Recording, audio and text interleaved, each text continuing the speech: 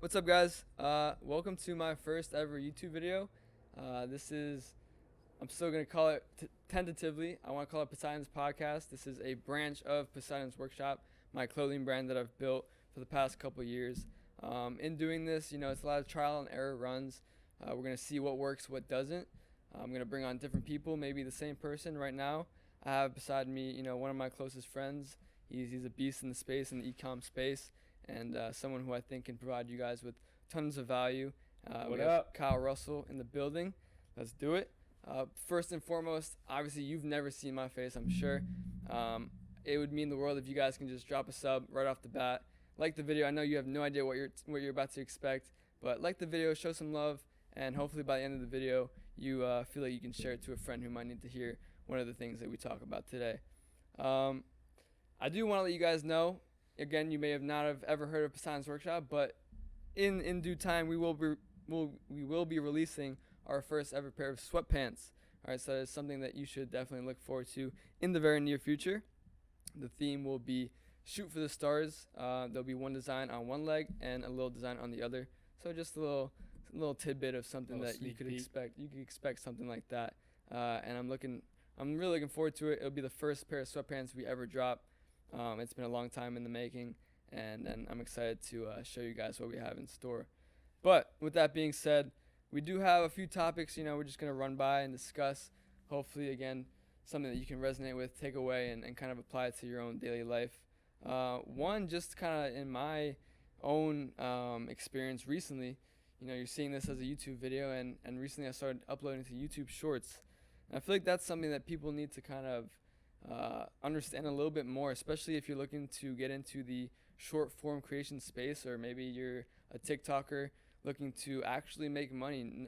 No shade to TikTok, but YouTube does plan to pay their creators next year for making short content. And I realized for growing a channel, because Kyle, he has a podcast with one of our buddies as well, which will be in the description to that. So just make sure you check that out at the very end.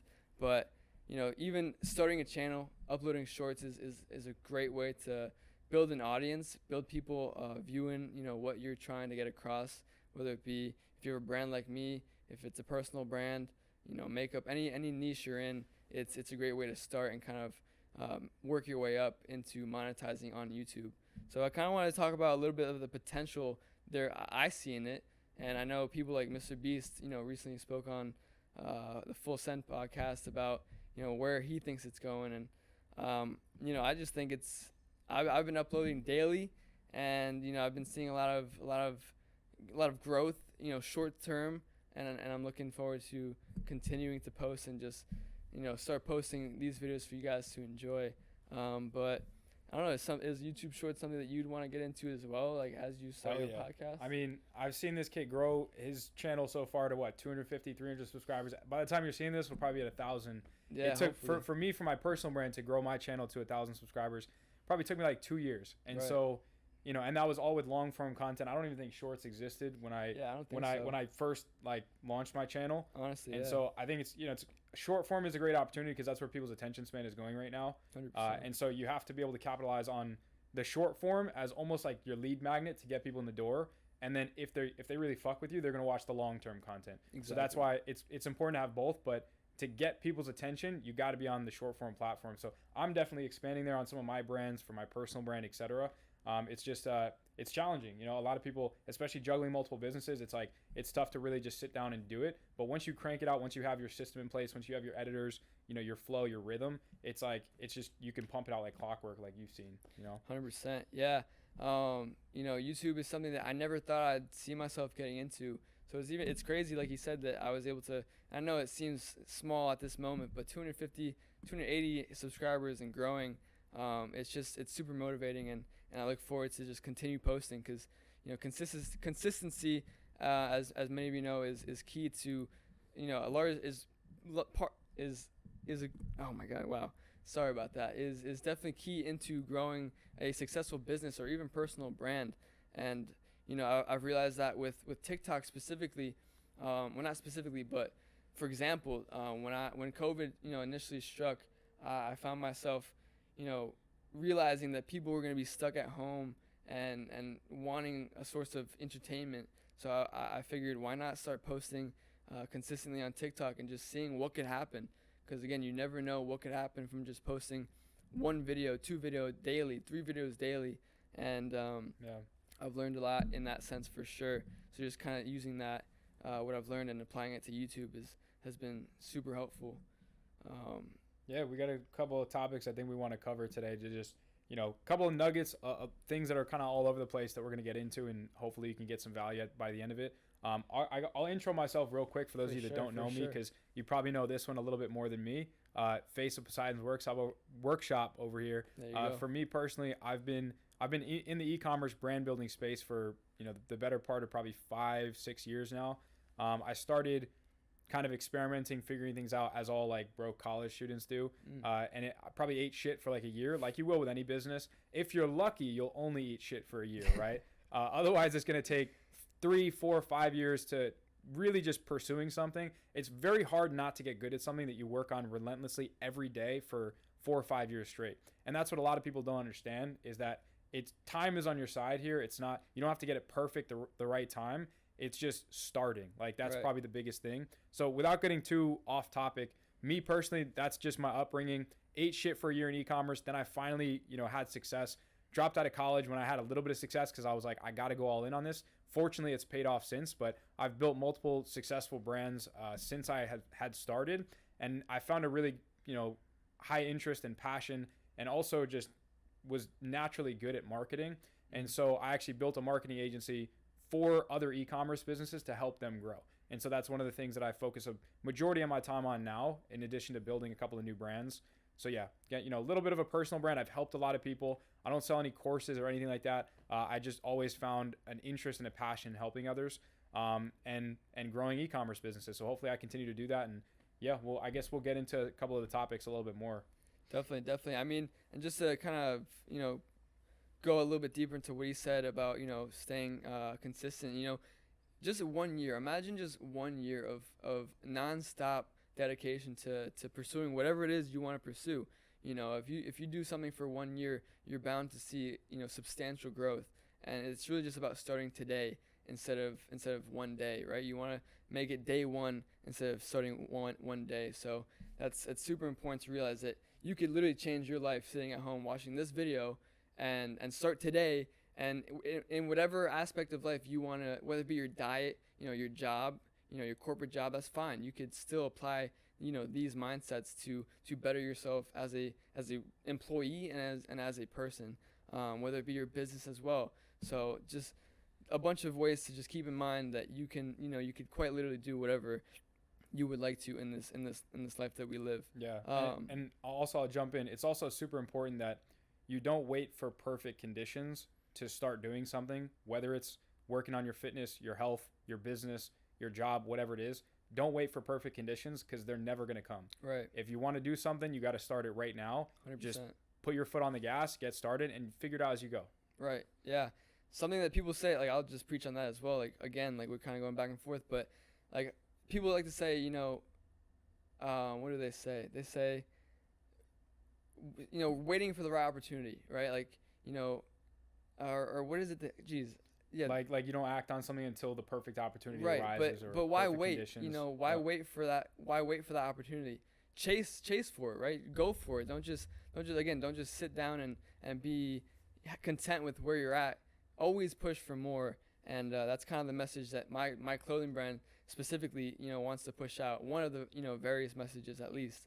Something that we both have in common and kind of helped with, our startups is journaling. We kind of talked about this before too, but we can bring it up now and hopefully inspire at least one of you guys to start writing down, your aspirations, your daily tasks, right? I'll just kind of start with my experience with journaling. Recently, I've been doing it for 26 days consistently now.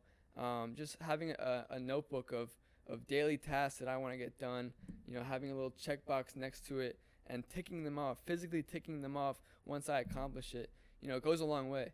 You could tell without writing it down, you could tell yourself that you're going to do something, but, you might not actually end up doing it, and it kind of just flies under the radar. and then you just miss out on a perfectly good day to start. And then on the side to that, I would just write, affirmations to myself, whether it be what I'm grateful for, just kind of words of inspiration to push me to be better that day, and in general, really. Yeah. And I know you've done kind of something similar as well. Yeah. I mean, journaling for me has been, it kind of can take multiple forms. Like, we have a lot of shit going on up here throughout the day, and we don't always have an opportunity to get that out verbally. And so the second best thing is to get that down on paper, whether it's business ideas, whether it's, just anything that you want to do, a short-term goal, a long-term goal.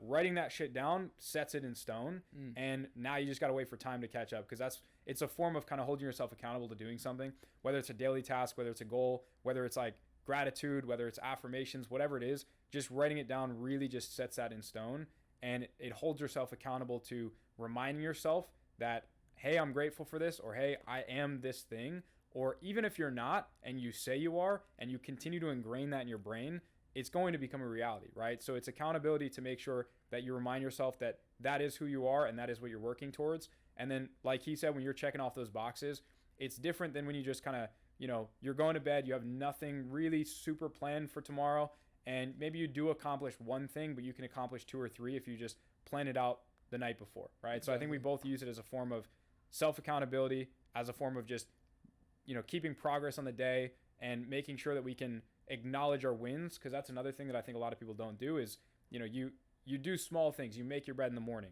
and you don't really think anything of it. You brush your teeth. Those are all small wins or small accumulations of things that develop positive habits and that trickle into your business life, into your personal life, into your relationships. And subconsciously and unconsciously, you don't even realize it, but those little things add up at the end of the day to create something much bigger long term. Definitely. And also, like, while journaling too, it's part of it is manifestation, right? I'm a big believer, and I know Kyle is too, in manifesting, your dream life, right? It's one thing to, verbally say what you plan on doing, but it's another thing to act on those things. It's another thing to physically write them down, to actually put it into, the world. Unfortunately, you can't just say that, you're going to be X, Y, and Z, and then just not do anything about it to make it a reality, right? One of the main messages, or almost the mantra of the brand, right? Thank you. Is that we're established as a dream, but we're becoming a reality. Yeah. Exactly. So you can't establish a dream and just hope that it's going to come true without trying daily to actually make it become your true life. A dream without a set of goals and like an action plan is a dream. A dream with, or rather a dream with like an action plan, a vision, something that's kind of set in stone, steps that you can follow. Yeah. That is something that can turn into a goal. Exactly. Right? Take it off the pillow and put it on paper, just make it happen, guys. Make it happen. I do also, because, Kyle being so good and so, well-rounded in the e-com space, I do, want to have a chance to provide a little bit more value to you guys and asking him, about his, experience a little deeper into drop shipping, because that's, how we started. Yeah. And kind of just explain, how it is, how it works, and really just fundamentally what it is. Yeah. So I'll give a quick recap for those of you that don't know what drop shipping is entirely, but it's a form of commerce, right? So when you think about Amazon, they order inventory to products, or sometimes they even have sellers that will be on their platform that order bulk inventory, a lot of times overseas, aggregate it all in one place. And then when an order happens, they have to fulfill it at an Amazon warehouse. So really the only difference between drop shipping and traditional fulfillment models of like bigger brands like, IKEA or whatever it might be, is you don't have inventory, right? So you and I can be a business owner and we can start a business in 24 hours,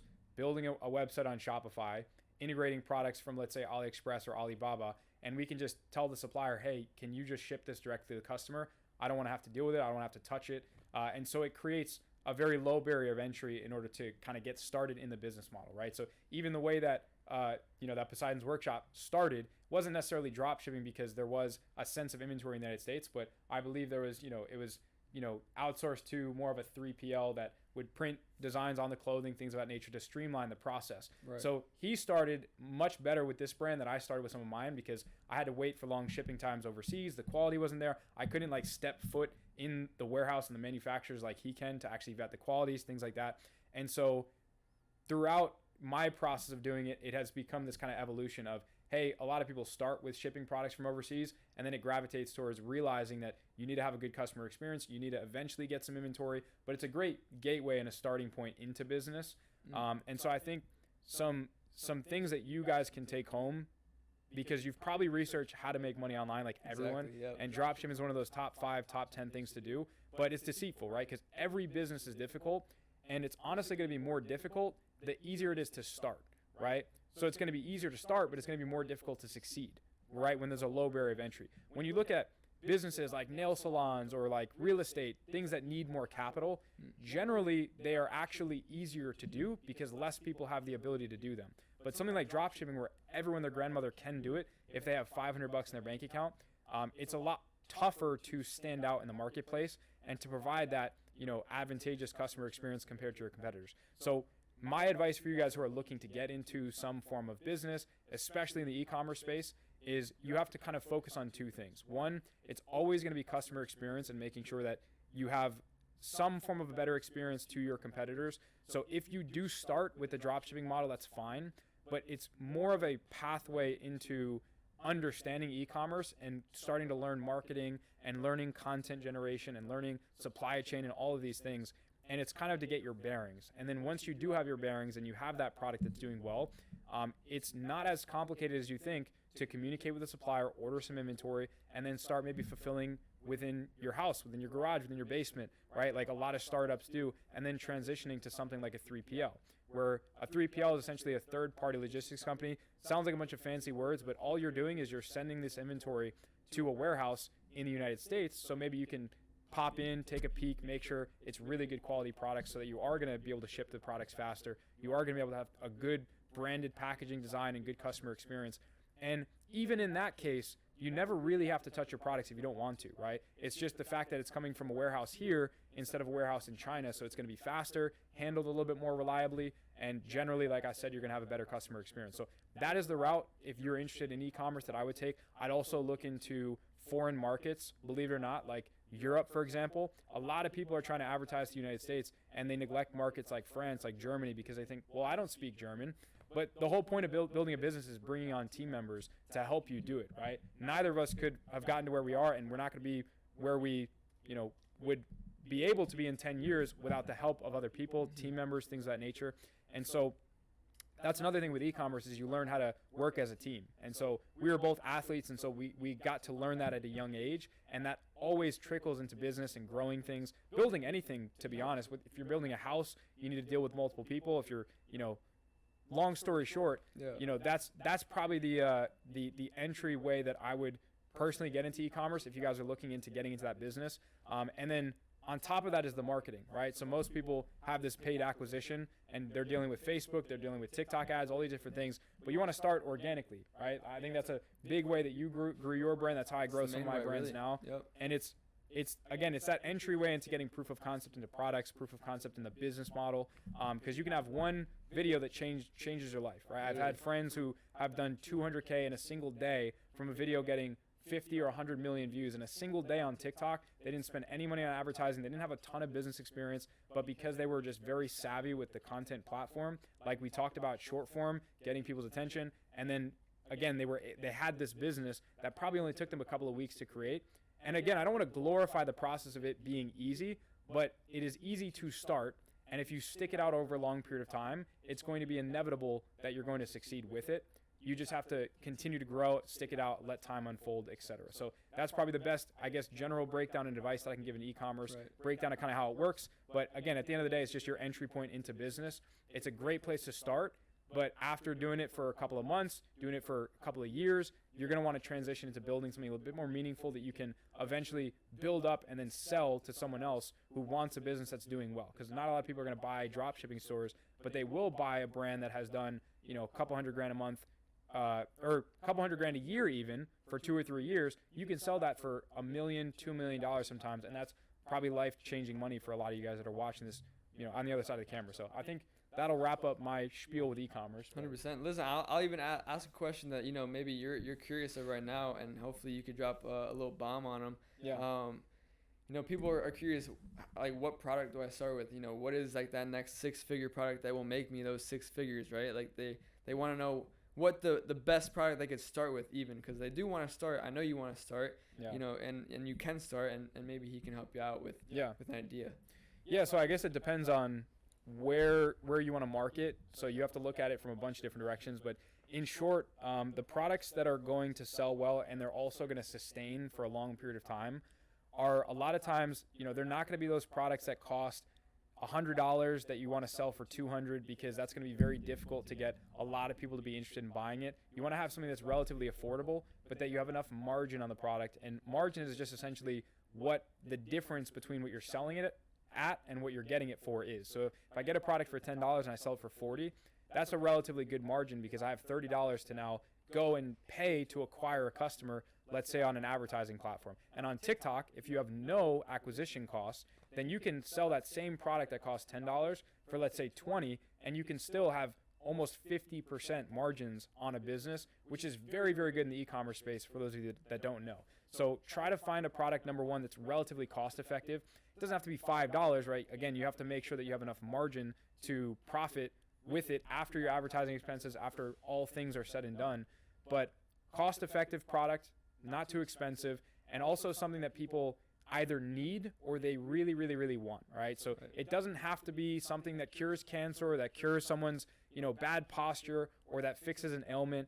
It can be something like, a trendy LED lamp, right? And so that might not be a need, but through your marketing, through your content, through positioning the product creatively, you can almost make any product be desired by the person that was created for, right? Every product is created for a purpose, whether it's a boring product like a tripod, or whether it's something that's like very exciting like I don't know, something like again, fancy LED light humidifier, right? All built up in one. Everyone wants humidifiers, everyone wants LED lights. So imagine you had a product that had both of those all together. Exactly. And so to a certain market, they're going to be very interested in that product, even though it doesn't solve a problem. But it's even better if you can find a product that does solve a problem, right? A posture corrector, something for your knee. And it doesn't just have to be health. It could be a beauty product, right? Like magnetic eyelashes that helps girls save time when they're going out and getting dressed up, so they don't have to put on the glue, or they don't have to do this, they don't have to do that. And so finding products that solve a problem, that provide a convenience to other people, that make something easier, right? That shorten the time that it takes to do something, like a cooking product, for example, that makes it easier to make a meal that a lot of people commonly make, or to wash the dishes, whatever it might be. Finding products that just genuinely have a purpose. You don't want to just sell products that don't really have a clear purpose, like just some random like bar stool or a chair. You can, don't get me wrong, a lot of people sell many chairs very successfully, but especially on the platforms we're talking about, you want to sell products that people can really resonate well with. 100%. Especially. All right, restarted. You're good to go. Okay, cool. Yeah, 100%. Listen, again, if you're on TikTok scrolling, why just scroll mindlessly, right? Be mindful about what you're looking at. There's a bunch of products on there that you could start with, I'm sure, whether it be ads specifically for you, or just things that you see as you scroll. Just don't go into it. Just don't get me wrong. You can just consume that content. Feel free. We all do it. But make sure that when you scroll, you're also scrolling with an intent, especially if you want to start a business of your own. Definitely. And I guess another topic that we have, unless you want to talk anything else. I'll build all that real quick, because I didn't talk about where to go to find products, just because when you get to a certain level where you've tested a lot of products, and I think a big part of business, especially in e-commerce, is trial and error. So it took you multiple designs to figure out what actually stuck, what people resonated with, things of that nature. It took me hundreds of products just to find 10 that were really profitable and that made me a majority of like my income and my wealth. And so you also have to look at it from the perspective of how creative can I be when I see a product that I can think of something that's maybe similar to it, that I can be maybe the first to sell it. So for example, if I look at a water bottle and I see that someone's super hot and they're pouring water on their face in the summer, then most people are thinking like, well, like that's weird. Why is someone pouring water on their head? Like, yeah, I get it, it's hot, but you're making a scene, blah, blah, blah. In my head, I'm like, holy shit, I can develop a water bottle that has a spray element to it, Exactly. to where it's like discreet, and I could talk to suppliers, or I can look out there and see if it already exists and throw a logo on it and make it my own, right? And so being able to find products from everyday things around you, right? Like I'm looking in the room, I see hats, I see clocks, I see home decor. There's so many different products that you can sell. It's just figuring out how can I take a product that a lot of people want or have already purchased where there's proof of concept in a market, and how can I find something that's a little bit more unique than just that traditional product, right? If it's a ring light that we're looking at right now behind this camera, can I find something that's more compact, or can I create something that's smaller, that's portable, maybe that has different colors that are changing? And of course those exist, but there's always a little deviation or a variation of the product that you can create. For example, a phone case that has a built-in ring light and flash that's better than just the traditional phone camera flash. That's a product that did super well for a ton of my friends that sold it, and a ton of other people. And just something like that, it's a variation of something that's commonly accepted. It's just innovated in a way. And a lot of times it already exists. So you can drop ship it. You can look for it online, and you could probably find a manufacturer. And as long as you sell it in a way that's creative and that's better than all the other people that sold it, you can sell products that everyone else is selling. You don't have to reinvent the wheel. Right, exactly. Yeah, if you're someone who you find yourself to be a little bit more creative and you want to go down that route instead of something more corporate, like, feel free to express yourself, like be innovative, test things out. Like you keep saying, trial and error, super important in seeing what works and what doesn't, right? Things will fail, and that's okay. We know this. You just have to keep pushing and keep trying until you find that winner that hits and ultimately may end up changing your life. Talking about drop shipping and finding a product, and starting a business. Really, a lot of people kind of are curious of what business cards that they might want to end up getting. I know, again, you're very well versed in that, and maybe you wanted to kind of inform them what the best decision or best options may be. Yeah, for sure. So I kind of want to preface this business credit card talk and what the best credit cards for business are and for different categories and things like that. I want to preface the conversation by saying, like, when I was in your shoes looking into credit, I saw it as an opportunity, right? A lot of families, a lot of people, they don't see it as an opportunity because honestly, a majority of people can't handle credit cards properly, whether it's business or personal. They see it as an opportunity to use money that maybe they don't have to maybe start a business or to buy a TV that they can't really afford. And so I first want to preface the whole credit card conversation by first just making sure that you're never spending money on a credit card that you don't have in the bank. I think that's a very, very important thing. Even if it's a very, very well calculated business move that you think is going to succeed, I don't want any of you guys to spend money that you don't have, right? So that's the first thing I just want to kind of clear the air on, because in business, for people that have succeeded and have used credit positively, a lot of times they're going to tell you, get as much credit as you can. Try to get the lowest interest rates. Maximize the amount of money that's available to you in the event that you need it. And I agree with the majority of those things, but the fact of the matter is a majority of people that do get into business probably isn't what you want to hear, but they don't succeed. And they definitely don't succeed on the first one. And so don't take a credit card, put $5,000 on it to start your business if you don't have it in the bank, right? So I just want to preface it with that. That being said, leveraging credit is such an important skill in life that people don't realize. They think, oh, well, I'll worry about a credit when I'm getting a mortgage on my house or when I'm going to be financing or leasing my first car, because that's really the only opportunity, or the only moments that you genuinely need your credit, right? Well, no, that's wrong. You need your credit in so many different ways, and you can leverage it in more ways than most people talk about, or I guess are comfortable talking about, because a lot of people don't understand the credit game to the extent that a lot of business owners do. And so to make a long story short, when you get into, first of all, when you start building your credit, you want to start with a couple of very small credit cards, low interest, safe things. You don't have to have these fancy rewards and bonuses, but you have to start spending, because to build your credit score personally, which kind of trickles into your business credit score, they're two totally separate things. But when you don't have a lot of business history, they kind of look back on your personal credit and your personal income as a deciding factor of how much money to kind of give you to be available. And so you want to make sure that you start building credit as quickly as you can, but also as safely as you can. So you can use things that are called secured credit cards, which are almost like debit cards. You actually preload the balance, and then you can spend that money. So you can get a secured credit card almost anywhere at any age, regardless of whether you have any existing credit or loans or all of these things. But start off by getting a couple of these credit cards, use it for a couple of months, for a year, for 2 years, and then that will put you in a position to when you start making a little bit of money, now you can apply for these bigger business credit cards. Now, the way that you can not game the system, because the whole world that we're in right now, a lot of people can argue it is a game, right? And you're either going to be you're either going to be among the winning players of the team or the losing players. And so a lot of people look at credit as this really bad thing that puts a lot of families in debt and this and that. And that's true because they didn't know how to manage that properly. But if you do know how to manage it properly and kind of bring it on your side, then credit can be a very, very beautiful thing. And so if you're getting into business, if you have your credit score established, let's say you've waited it out a couple of months, and another kind of pro tip I'll throw in there, because a lot of you might be a little bit younger and you're looking to build your credit, or you might be in your 20s and your credit score is fucked and you're like, how can I quickly turn this around and get it to a point where I can even get approved for a business credit card? Yeah. And there's something that's called an authorized user. And what an authorized user is essentially saying, if you have a mom or a dad or an uncle or an aunt or a sister who has a really good credit card that's 10 years old and they have a good credit score, they can add you as an authorized user to that card, and you can reap the benefits that they've reaped from that card and all of their hard work, literally within a couple of months of being added to that card. They use it a couple times, and you now get that history. So if that's a 10-year-old credit card, you can be 9.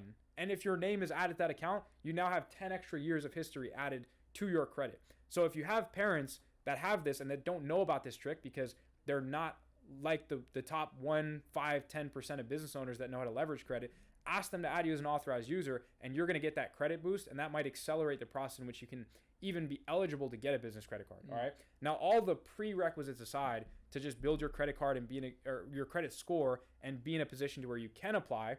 Now, fast forward, you're in a position to where your business maybe is making a little bit of money, and now you want a credit card because you want to get these points. You want to travel the world for free. You want to get this cash back, and you want to make sure that you're getting a little bit more out of each dollar that you spend. So for me personally, I'll talk about a couple of business credit cards, but rather like the companies that have multiple credit cards underneath them. So the first one I have to talk about is American Express. Definitely. They're probably one of the best personal and business credit cards because they offer some of the highest rewards because they have really good partnerships, right? So when you look at rewards programs and companies, typically the ones that have the most funding, the most funding, the ones that can give you the best bonuses, sign-up bonuses, all these things are the ones that have established the best partnerships with companies like airlines, like food restaurants, like big companies like Nike, Adidas, Apple, right? All these big companies, it's because they create partnerships because they make money off of all the little transaction fees and off these partnerships. So you want to go after cards that are going to give you generous limits, that are going to have really, really good customer support. I've used Capital One cards, American Express cards, Chase cards.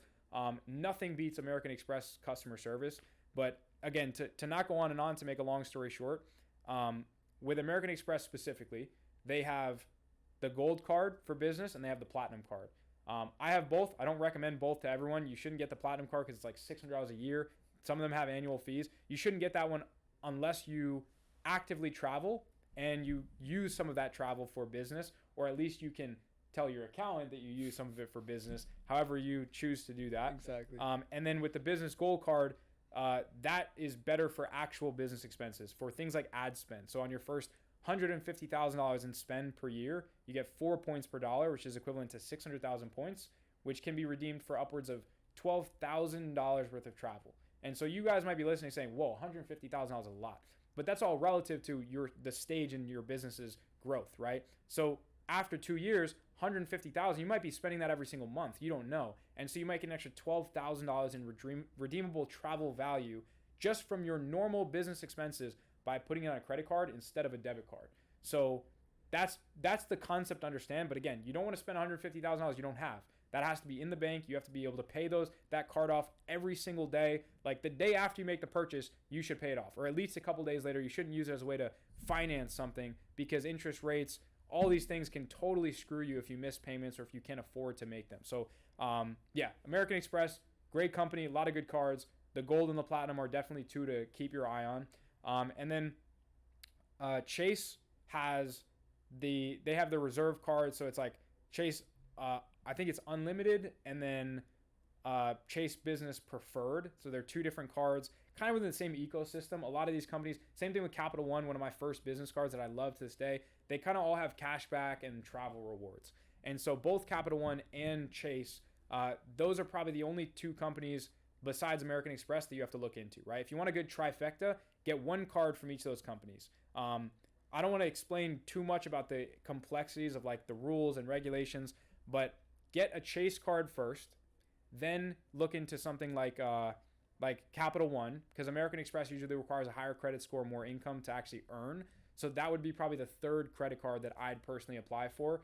Didn't happen to be the order that I personally got it, but there's a lot of mistakes that I made that I don't want you making. So just trust me on this advice. You can do more research independently. Get Chase first, then maybe one of those Capital One cards. There's a card called Spark cards with them that I love for business, and then get your American Express cards. And so all the other cards that I talked about that aren't American Express, they just might not have good of points, or they might not have as good of rewards programs, but they're still great. And when you hit those caps on the American Express cards, or when you want to categorize businesses, for example, I have multiple businesses, so I might want to organize those by different cards. And if I don't want to, if I want to have all those businesses under one main company instead of splitting them up, then I can only use one business name for the cards. And so I can only have one card for that business. You can get something called employee cards when you have business cards. This kid has seen some of mine. I've gotten some under his name because with Facebook, with marketing, sometimes you want to organize your expenses. Other times you need it because some of those cards have gotten flagged by something like Facebook. But again, to just wrap this all up here, do a lot more due diligence and research on credit, on business credit in general, and make sure that you're using it on your side. Make sure that you understand the risks of it.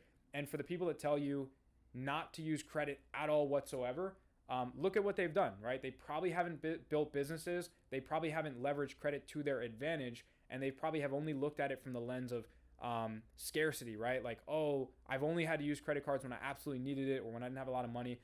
You don't want to look at it that way, right? Do not touch a credit card if you are in debt. But if you're out of debt, if you're positive, if you're in the green, that's when you really want to start building your credit. Only spend money on those cards that you have in your bank account. I can't stress that enough. And make sure that you leverage it to your advantage, because too many people don't take advantage of it.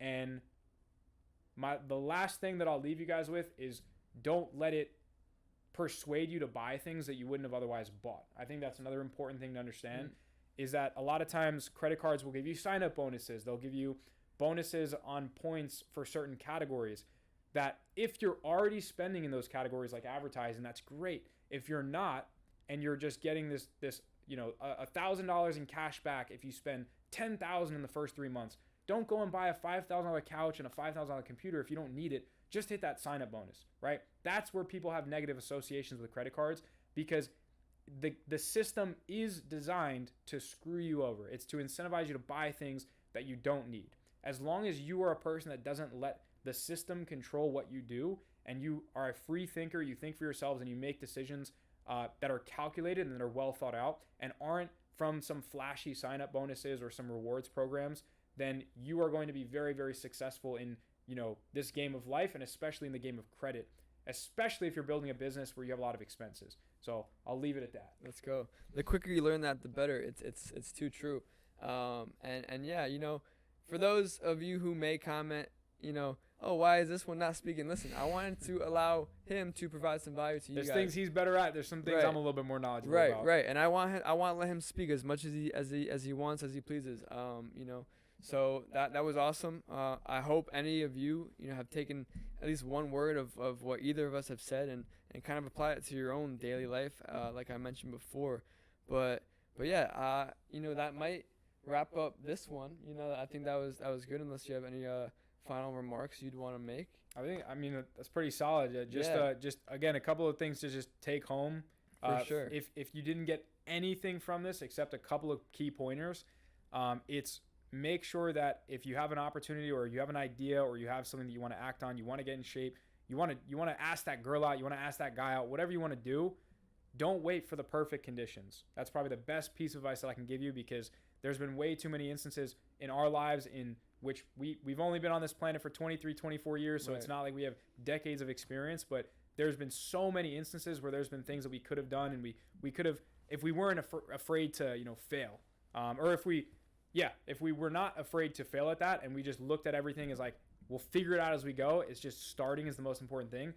That's just the mentality you have to walk into with every new idea, every new venture that you want to get in. If you're trying to accelerate in a job position, whatever you want to do, try to be the best thing or the best at what it is that you're trying to accomplish. But know that you're not necessarily going to be the best from the beginning. So don't wait until the perfect conditions are there for you to be the best.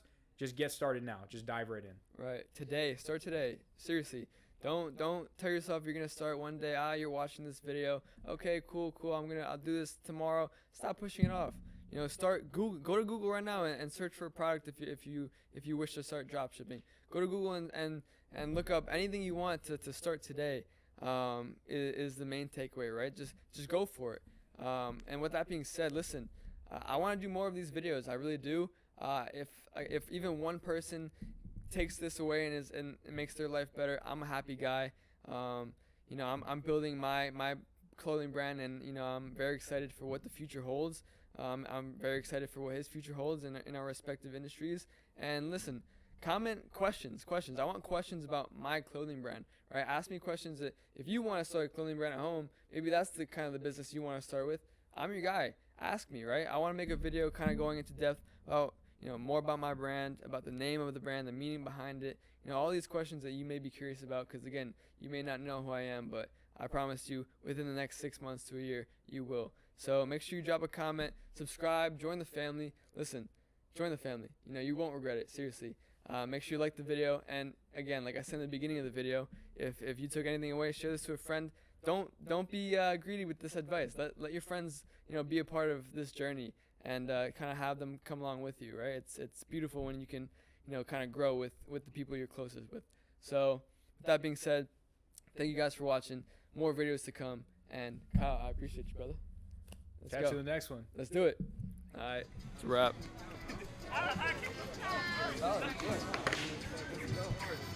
Yo, you got an at?